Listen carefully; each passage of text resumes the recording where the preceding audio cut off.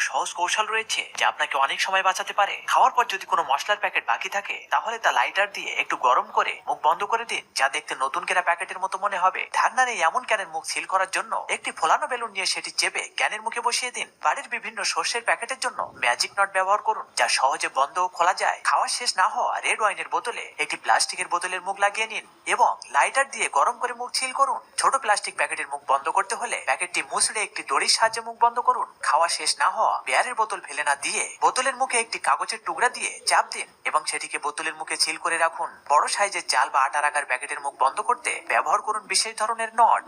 যদি কোনো চিপস বা স্ন্যাক্সে প্যাকেট খোলা থাকে তবে তার মুখ নিচের দিকে ভাঁজ করে দুই পাশের ছোট ত্রিভুজগুলো বের করে দিন। প্লাস্টিক ব্যাগ ভালোভাবে সিল করতে ব্যাগের মাঝখান থেকে ধরে সামনে এবং পেছনে একটি করে গিট দিন। জিরো ওয়েস্ট কৌশলে স্ট্রো ব্যবহার করে মুখ বন্ধ করতে চাইলে প্যাকেটের এক প্রান্ত কেটে দেয় স্ট্রো দিয়ে মুড়িয়ে নিন। ওষুধের প্যাকেটের মুখ সিল করার জন্য মুখ ভাঁজ করে কেটে নেওয়া প্লাস্টিকের টুকরো ব্যবহার করুন।